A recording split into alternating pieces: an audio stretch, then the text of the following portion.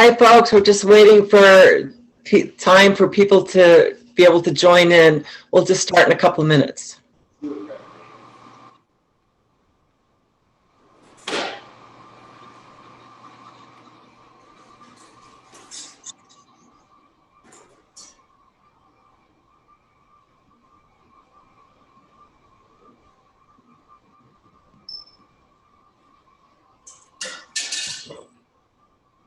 I wish we could all smell the food that's being cooked tonight, that it's a great aroma.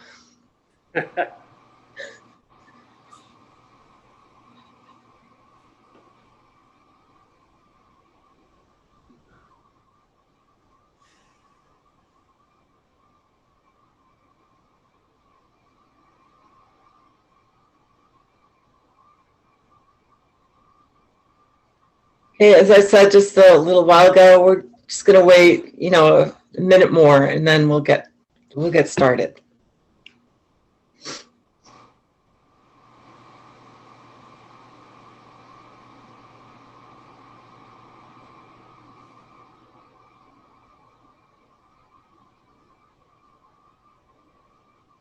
Okay, well, welcome everybody to this evening's program, the Taste of the Adirondacks, co-sponsored by the Adirondack Experience and Albany Public Library. It's one of a few programs we've collaborated on, and if you missed, they're all food related. If you missed Maple Sugaring Adirondack Style or Food Glorious Food Adirondack Style, you can access both of those on either of our websites. I did post this information in the chat box, but please forgive, it's a little messy. I wasn't able to correct it, but I think you'll get the gist of what's up there. And tonight's program is all thanks to the folks at Paul Smith College, namely the Culinary and Hospitality Program. And I'll just tell you a little bit about the folks who are doing this. Ken McCarthy, he's a certified executive chef and certified culinary educator through the American Culinary Federation. He's been associate professor at Paul Smith College for 12 years, former corporate chef for the Garrett Hotel Group, which oversees the Point Resort, Lake Placid Lodge, the Pink Adobe in Santa Fe, New Mexico, and the Wilcox in South Carolina. He graduated from the Culinary Institute of America in 1993, and to top off all that, his favorite color is orange. And his assistants are Colby Moore, a senior in the Culinary and Hospitality Management Program from New Berlin, New York. He's going to be graduating in May. Hey, congratulations, Colby. And his favorite color is green. And we also have Richard Clerville. He's a junior in the Culinary and Hospitality Management Program from Brooklyn, New York. And he's going to graduate next May. His favorite color is red. I'm with you, Richard, on the red. But before I turn it over to these gentlemen, I just want to tell you, if you have any questions for them, you can submit them in the Q&A box at the bottom of your screen. And also, one more thing that I forgot is that Adirondack Experience and Albany Public Library hope to collaborate again, maybe next winter, on some programs. But in the meantime, please do check out our websites, because we have tons of programs coming up that I think you might find interesting.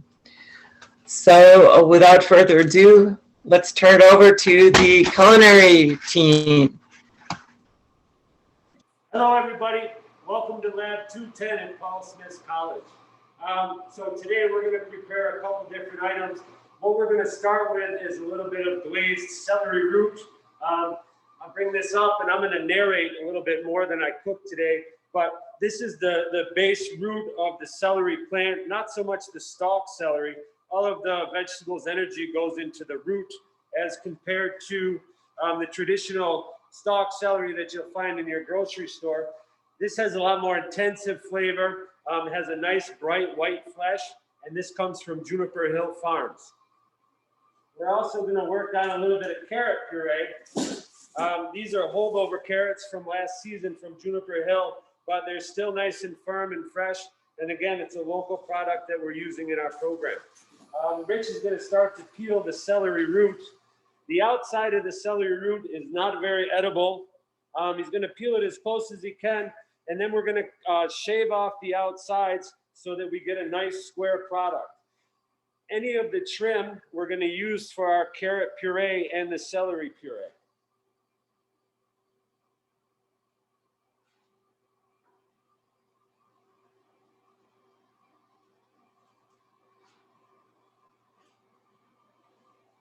Then Rich is going to square it up.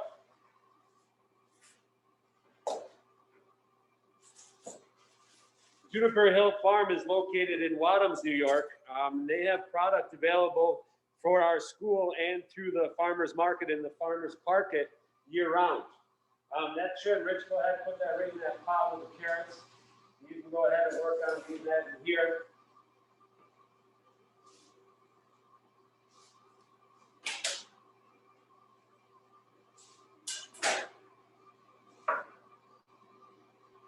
So the most important thing about the glazed celery root is not so much that it's a perfect size, but that all the sizes are uniform so that they cook at the same time.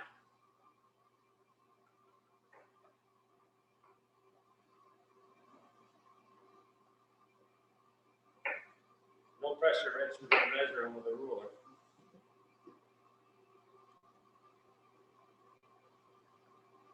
Okay, so we have a little bit in advance that we did up so that we can move the program along.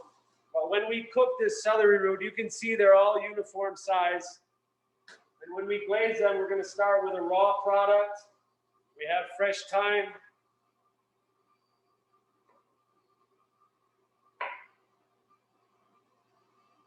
Salt.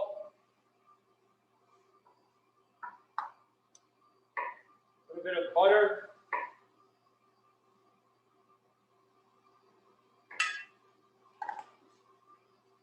And today we're just going to use water. You can use chicken stock if you so choose, vegetable stock, but we're just going to have enough liquid to cover the vegetables. We're going to go ahead and we're going to put that on medium heat. Now that's going to cook for roughly 20 minutes until the vegetables become fork tender, and that's going to be one of the components for our dish today.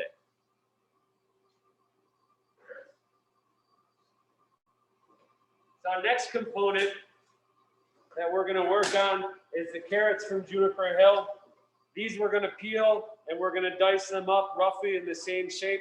These we're going to cook with water and salt, and we're going to overcook them so that they're going to be for a carrot puree.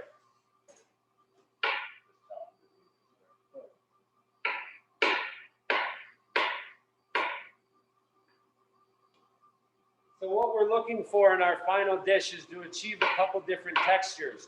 We're going to have the texture of the celery root, which will be square, and then we're going to have the smooth texture of the carrot puree, and then also with the trim of the celery root in there. Same idea, we have a little bit of salt. We're going to cover this with water.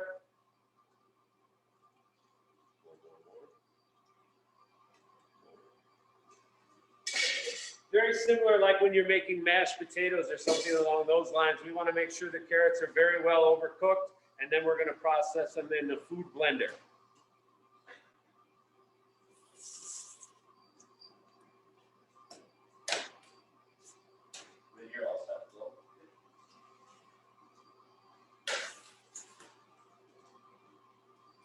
So the next farm that we're using is Tucker's Potatoes, which is located in Gabriels, New York.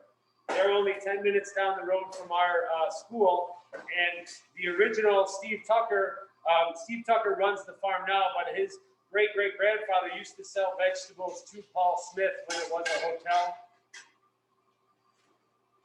Today we're using 3 different types of potatoes. We're using the Daisy Golds, which are the deep yellow flesh potatoes. We're using the Magic Mollies, which they're a darker purple potato, but on the inside, they're an incredible deep purple. Okay, and then we also have the Adirondack Reds, which are more pink to me, but they still have that nice color. Tucker's Farms, they grow vegetables for 5 different restaurants in the area, as well as for Paul Smith College. But they also have 15 different types of seed potatoes. So they grow the potatoes and they ship them out all across the country. And we're fortunate enough that we get their table stock here at Paul Smith's. And they also sell them in the local area. But you can go to their website, tuckerstaters.com, if you're looking for them, or they're also sold at Norrie's Market in Saranac Lake.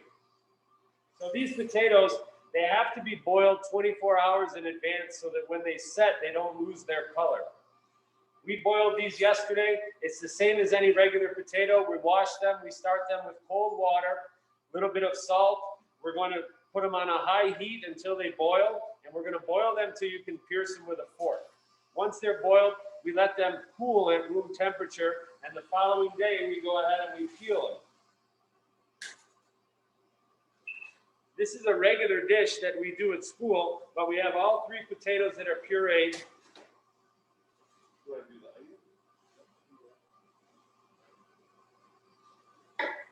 So the next component to this dish, we're going to take a little bit of cream, and this is sort of our interpretation of a dauphinoise potato or somewhat of a scallop potato. So we're going to start with heavy cream. For this amount, we only need roughly 4 ounces. Again, we're going to use fresh thyme.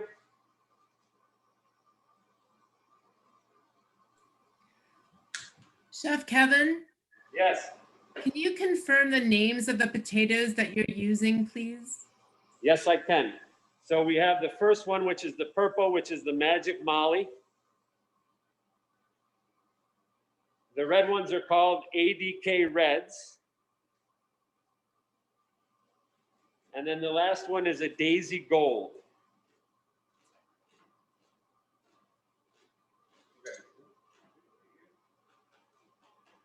So in our cream, we have a tablespoon of garlic. This we're going to put on the heat, and we're going to reduce it by half. That's going to be one of the components of this part of our dish.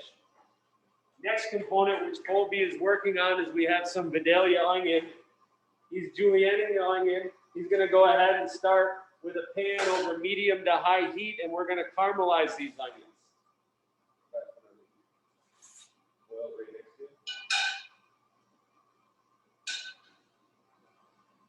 You can turn that celery down a little bit. Okay, so these onions are going to take roughly 20 to 25 minutes. We're going to start them on high heat, and then we're going to turn them down so that the natural sugars start to come out. Once they're released, it's going to start to caramelize. That'll be our second component for our potatoes.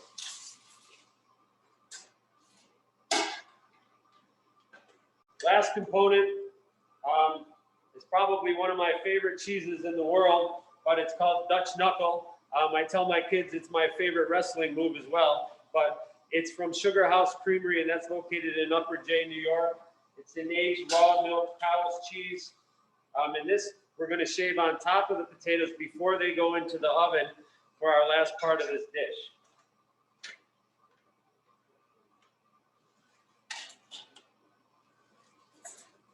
Go ahead and cut those.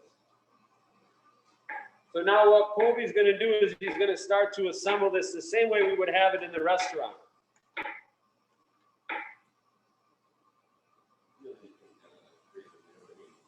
So we're going to use each potato. We're going to stagger them for presentation purposes, but we also like to highlight what we have available in our area. So we'll start with a Magic Molly. Then we're going to go with an ADK Red.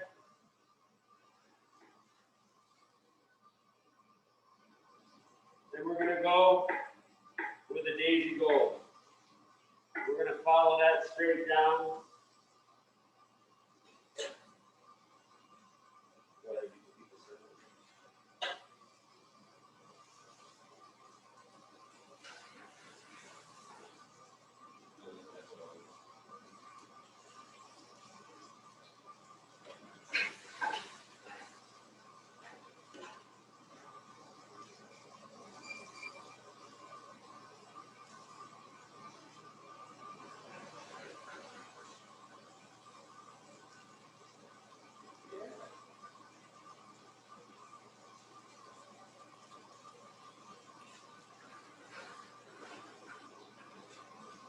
Okay, so you can see, you know, once we start to get this set up, we see the different colors of the potatoes. We're going to sprinkle just a touch of salt on top.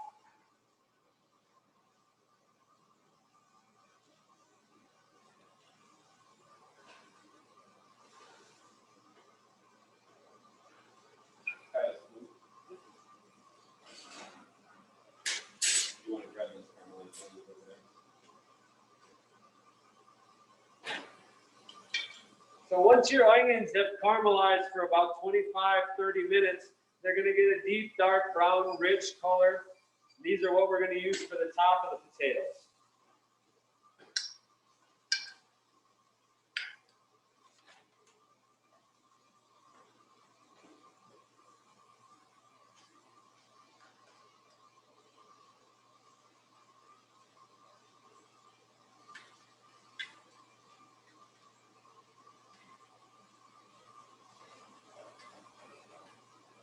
Just so that we can finish it.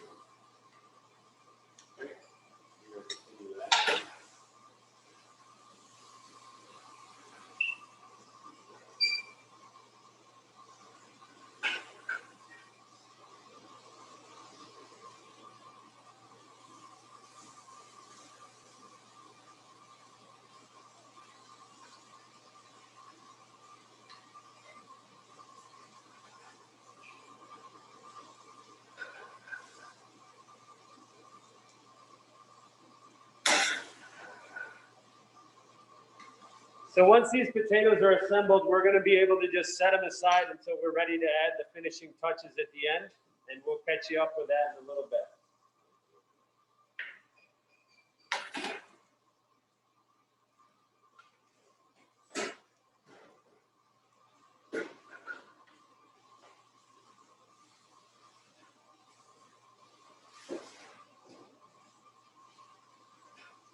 What's that free there, Rich?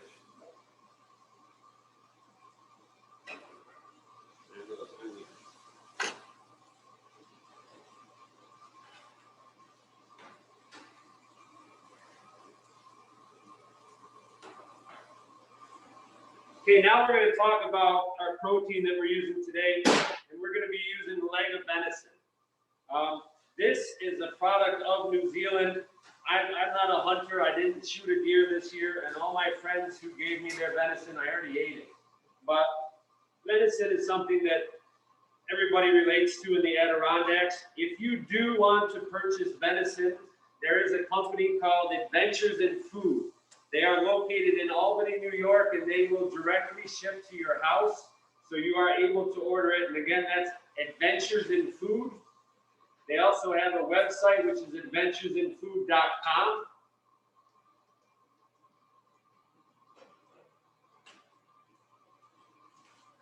So we're using a Denver leg, which means that all of the muscles have been removed so that they're in their whole pieces. All of the silver skin has been removed from the muscles, and we have a nice piece of meat that is roughly uniform in shape and size.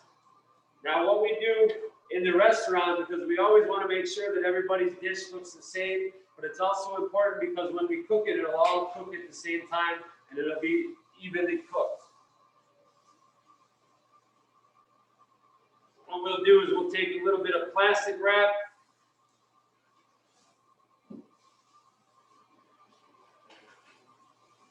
We're going to take the venison.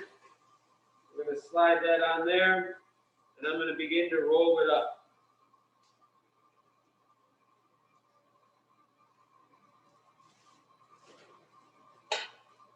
Add one more piece.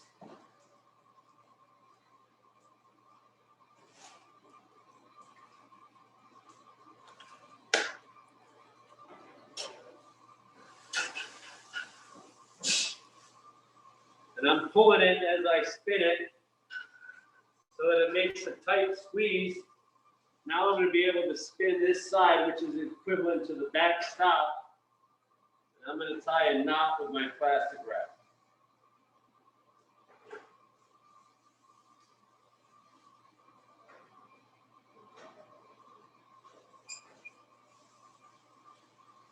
Okay, then I'm going to take the opposite side and I'm going to make that super tight so that it achieves something that looks almost like a sausage. All right, I'm going to take a little bit of string. I'll wrap that around the end. I'm going to tie that up.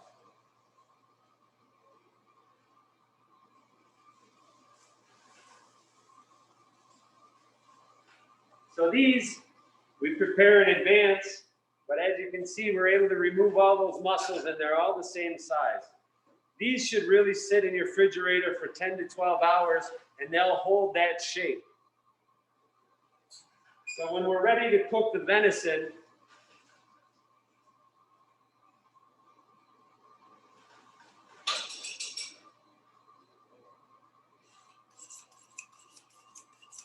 first thing we're going to do is portion it out.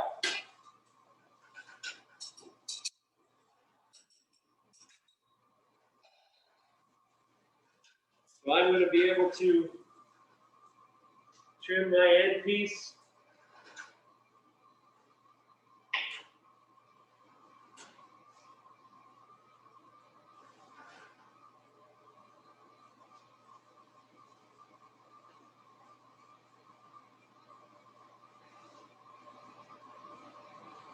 Again, I don't want to waste any of it. What we're able to do, we're going to take these medallions out. They almost resemble the equivalent of a tenderloin. This venison is extremely tender. When we cook it, we're going to keep it rare to medium rare.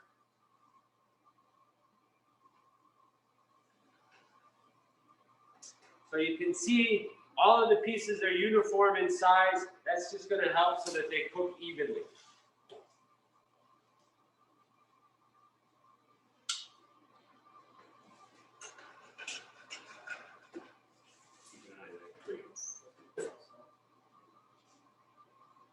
Okay, so now we're going to start to cook the venison and assemble our sauce. Our sauce today is going to be a pan sauce. We're going to use hard apple cider, which was made by our brewing class. They don't know that I stole it yet, but if they're looking for it this week, it'll be in this sauce. We're also going to use maple syrup that's produced by our sugar house here at Paul Smith's. We're going to start with a little bit of salt.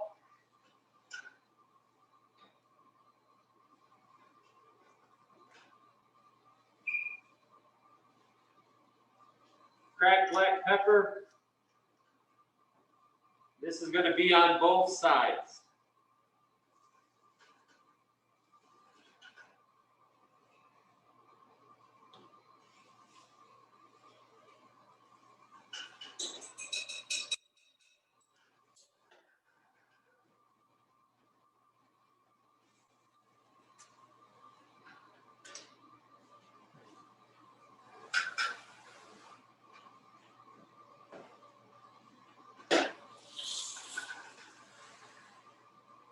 So we have a hot pan here.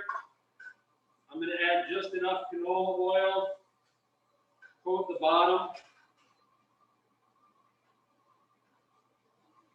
And I'm going to add the venison.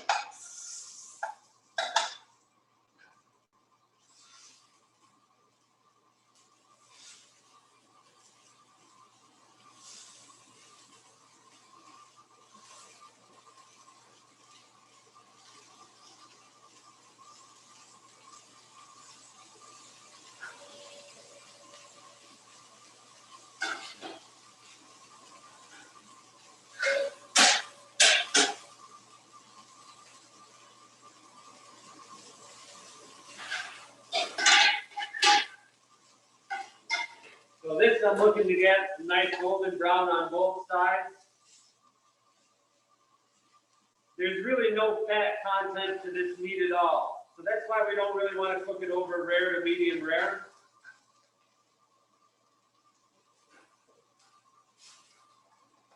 You can see we're starting to get nice caramelization on the meat.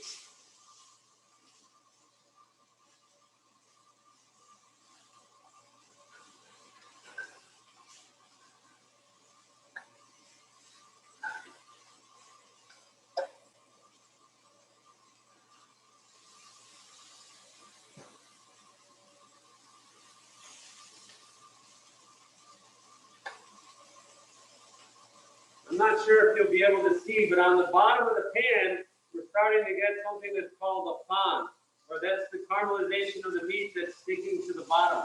There's a lot of flavor there, so we're going to be able to use that shortly. But once both sides are seared,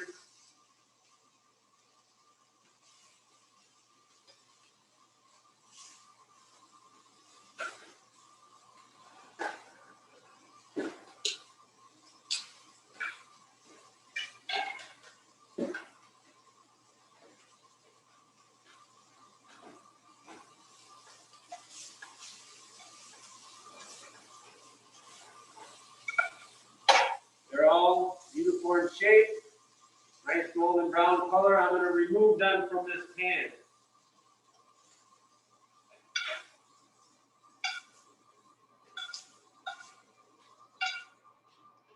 I'm going to immediately add a little bit of onion. You can use shallot if you want. Onions are what we had available from the caramelized onions that we made. I have to add just a little bit more oil so that those can sizzle.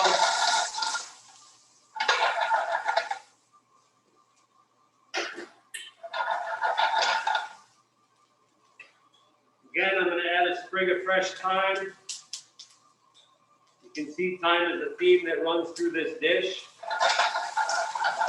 I'm going to start to caramelize the onions. This is going to start to remove the foam from the bottom of the pan.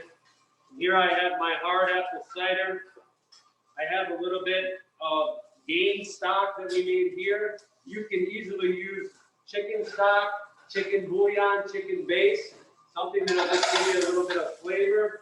And I'm going to deglaze with the hard cider. That's going to remove all of the fond from the bottom of the pan.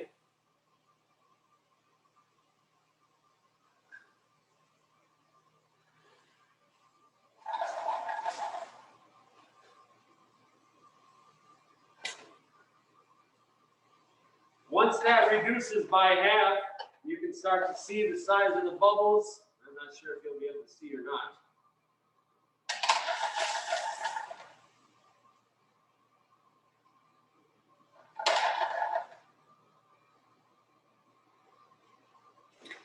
We're going to be able to add our stock.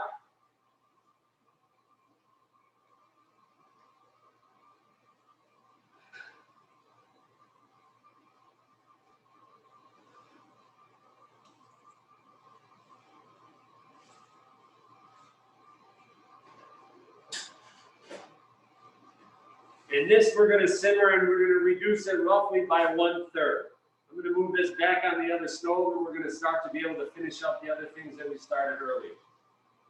Venison, I'm just going to hold it on the side until the end.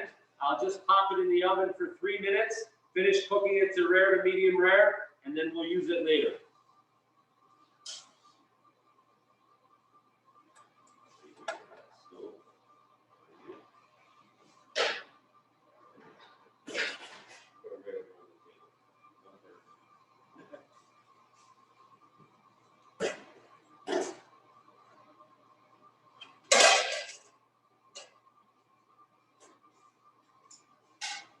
Okay, so our carrots and our celery root, I gotta make sure that they're, we call it fork tender, but you gotta be able to pierce them.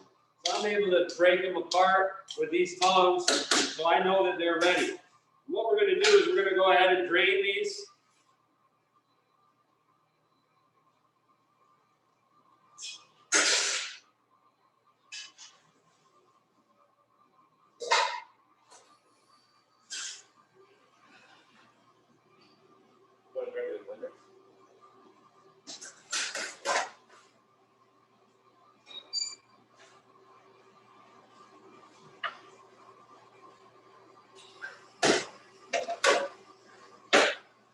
So this is our margarita blender, but you can use any blender that you have in your house, or if you have a Robopoo or a Vitamix or something along that, a food processor, that'll work as well. The important thing is just to make sure that your vegetables, you can make puree out of anything, but today make sure that your carrots and your celery are able to break apart, all right? I don't want to have any liquid in there at all. Okay, I'm going to take these and I'm going to put them into our blender. Chef Kevin, we have another question. All right, what can I answer? What is the spelling for the residue of the meat that was at the bottom of the pan? Fond, F-O-N-D. Thank you. Yeah. Okay, so we have our carrots. Roughly, that's a pound of carrots. To that, we're going to add an ounce of butter. Butter is going to help to make it rich, but when we spin it in the Vita Prep, it's going to add a lot of air, and it's going to brighten the color up. Rich, would you blend that for me?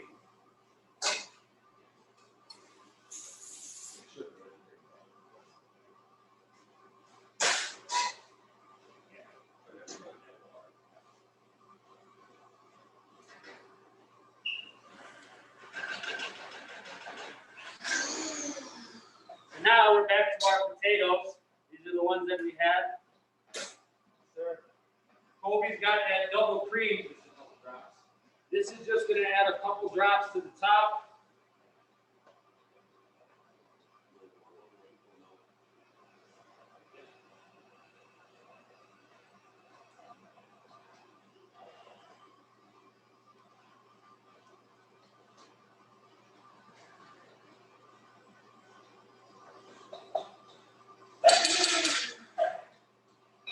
Last thing we're going to do for this,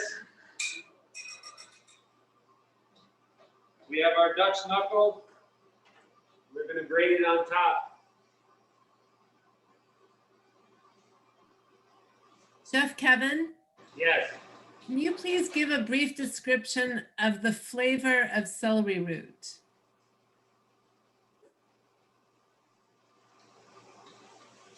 Celery root is the equivalent. If you take some fresh stalked celery and you're able to take it in your hands and you break it open and squeeze it and you sniff and you get that intense smell of celery, imagine having that in a silky form. So it's that intense celery flavor, but it's very rich and it coats your tongue when you eat it.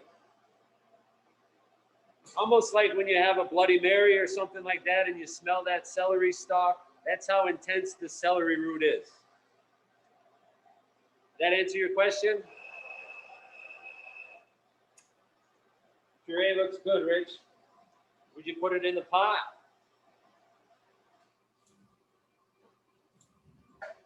So potatoes, yeah, it was great. So these are set. This is something we'll do in the restaurant so we can have individual portions. But these we're going to pop in the oven. They're going to take 5 minutes to heat up. We're also going to put the venison in the oven now as well. Oh yeah, great job. Okay, so we pureed those carrots. We put them into a different pot. You can see the color. You can see the silkiness. This we're going to season with a small amount of salt.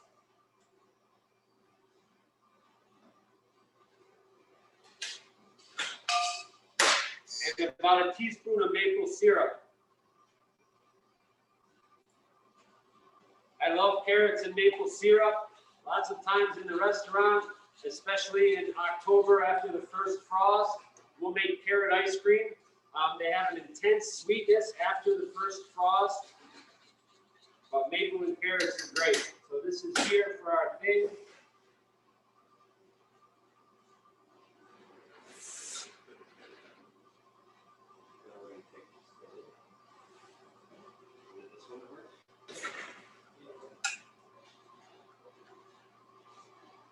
So we have our carrot puree.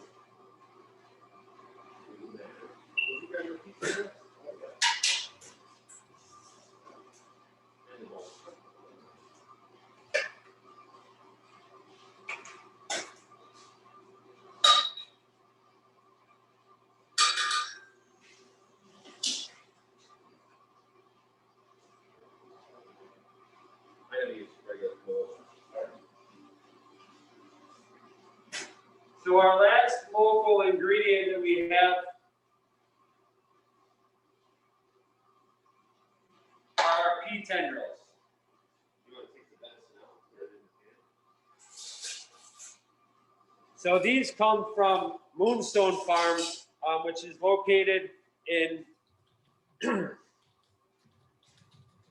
just outside of Bloomingdale. Jake Benny Volrath and his wife Erin own the farm. They supply us with eggs, but he grew these and he cut these specifically for us this morning. These are much more tender than a traditional pea tendril, but when we were talking about putting together this dish, we started to think about peas and carrots. Springtime reminds me of peas and carrots, so this is how we're incorporating them. Colby's got our venison going back into the sauce just to heat it through.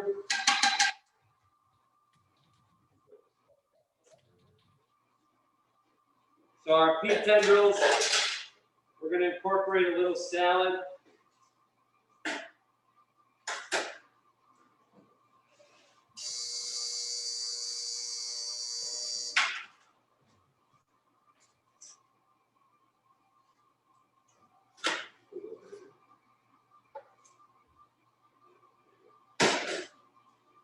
Okay, this we're going to just simply season with a little bit of olive oil.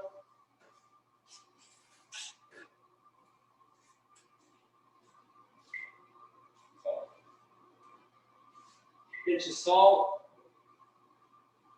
and the juice of a half a lemon. This is going to help to cut the richness of the whole plate together. So as we said, we have our venison that we've cooked in medium rare. We have it in our sauce, so it's well coated. Our sauce is reduced by half. If ever it reduces too much, you can always add a couple drops of water. You can add some more hard cider if you want. But this way the medallions are all nicely cooked.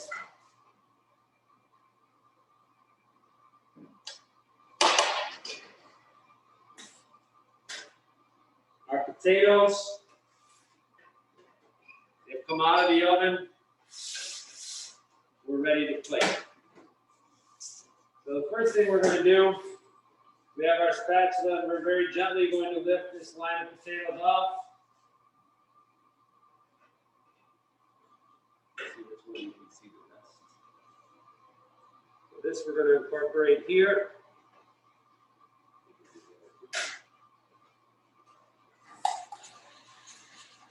Carrot puree, once we've seasoned it with salt and our maple syrup, this is going to be our base.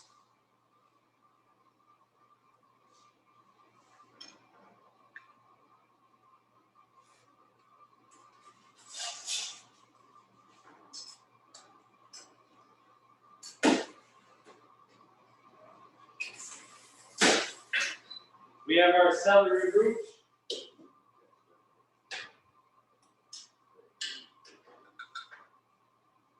So this one you can see, it's absorbed all of the butter. There's a little bit of liquid left.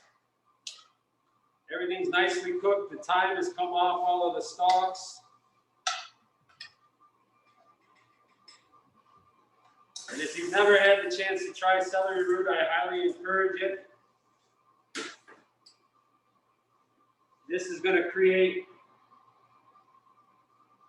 a mixture. So like we want, when our diners eat this, we want them to have the carrot and the celery mixed together so they have that combination. And we have a sweet component, we have a sour component from the pea tendrils, we have a bitter component from the caramelized onions and a little bit from the pea tendrils, and then we have the venison. The venison, the last thing we're going to do to make this a hard cider and maple sauce, venison's going to go on top of here.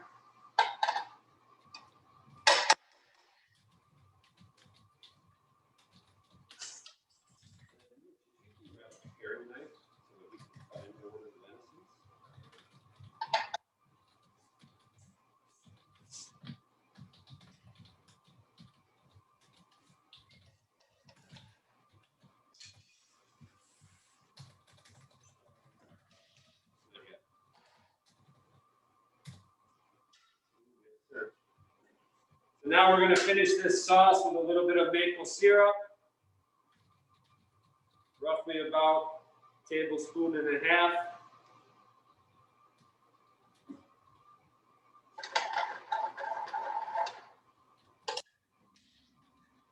can see Now this sauce is nice and viscous, it's reduced. Has all of that flavor from the venison in the pan, from the fond on the bottom. We're gonna take this and we're gonna put one large scoop directly on the venison. And we're gonna come around the rest of the plate. Last component, we have our pea tendrils. And again, the lemon juice represents the acid so that it cuts.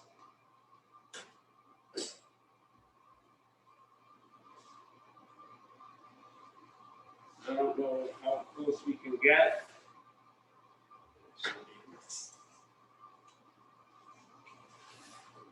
So this is a typical dish that you can find at Paul Smith College, in our restaurant, in our classrooms from our students. We try and use as much local product as we possibly can. We force our students to be creative with what's available. We don't let them just order whatever they want. They have to order what's in season and what's available.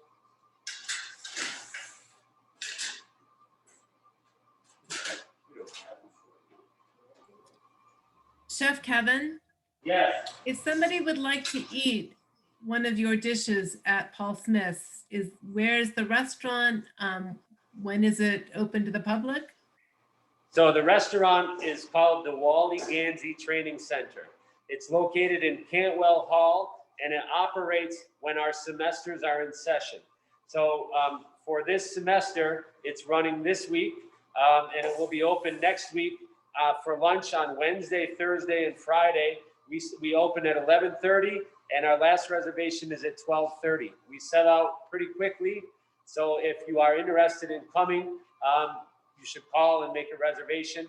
We will also reopen for our summer season with our summer class, and that will be not May 24th, but the week after, and we will run from that last week in June all the way until August 1st. And again, we're open for lunch Wednesday, Thursday, and Friday. We have seatings at 11:30, 12, and 12:30. And, I say these are my dishes, but there are our culinary team's dishes, our baking team's dishes that are prepared by the students. And a lot of times I'll tell people, if it was good, then I made it. But if there's a problem or it wasn't good, then the students made it. I don't know if anybody's laughing, but that's my best joke. So I'll show you the venison. Dinah's going to be able to cut into that. Okay, they have a beautiful medium rare piece of meat.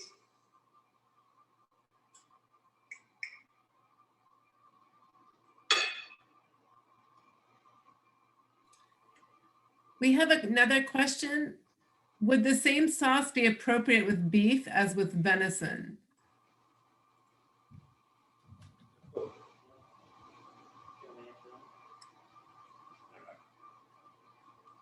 Absolutely. It all depends on your taste.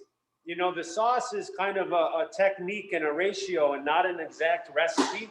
So if you have too much maple syrup and it's too sweet, you have to balance that out with some acid. That can be vinegar or lemon juice, but it absolutely will go with beef. Go with lamb, it'll go with chicken. I think maple syrup could probably go with anything.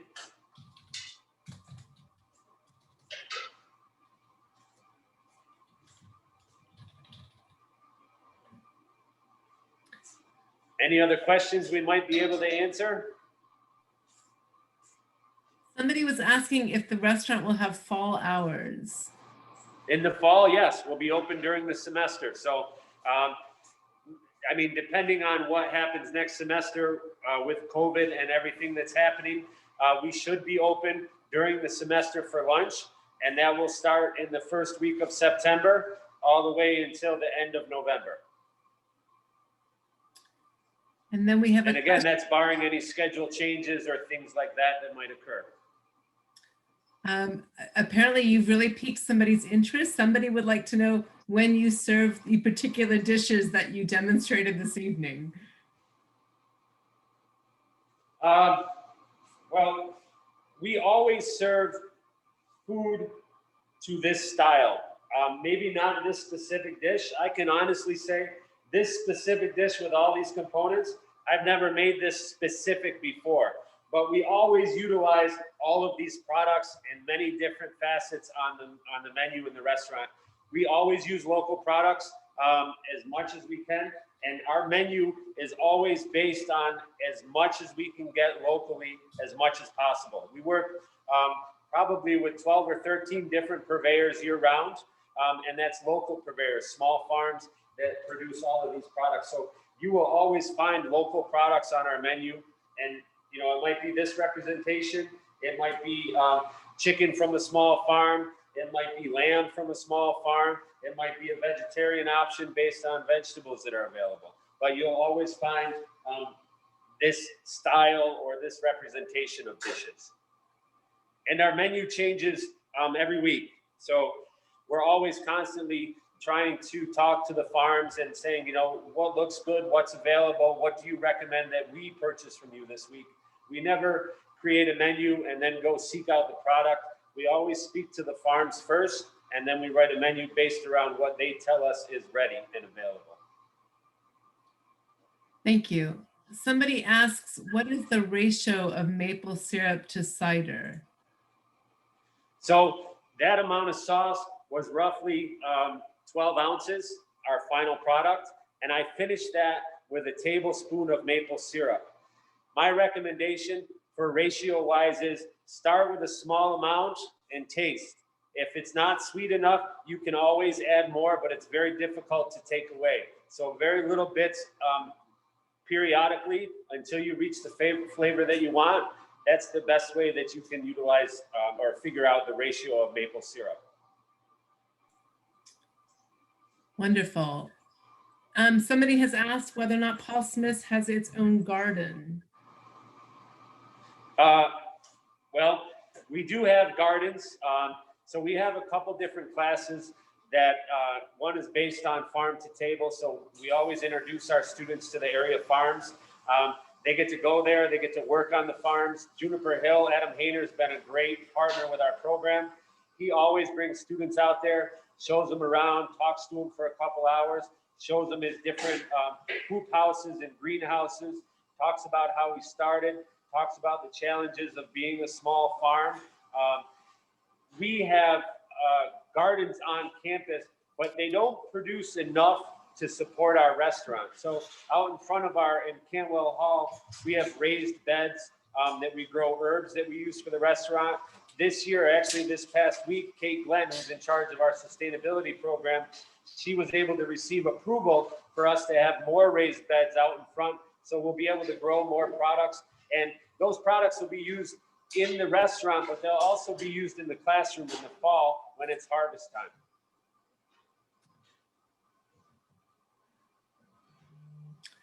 We do have time for one or two more questions if anybody would like to get one in for Chef Kevin or his team joining him.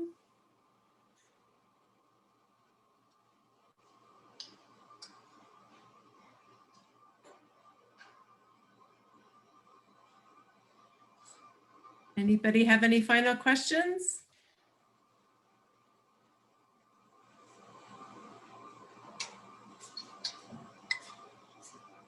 So maybe you two guys come over here and say thank you. Well, the voice that you've all been hearing, I'm Cheryl Bronstein. I am the Director of Interpretation at the Adirondack Experience.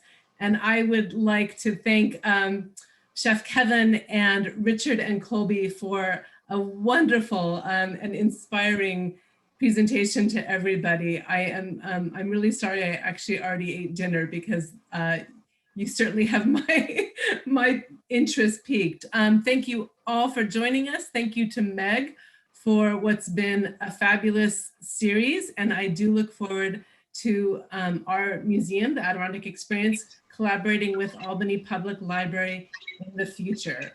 Thank you again to everybody. And we look forward to seeing you at the museum and at the library as we all open our doors to the public. Thank you so much. Thanks, Cheryl. Thanks for your collaboration. And thank you to Paul Smith. That was fabulous. All right. Good night. Thank you, everybody. Have a great evening. Thank you for coming.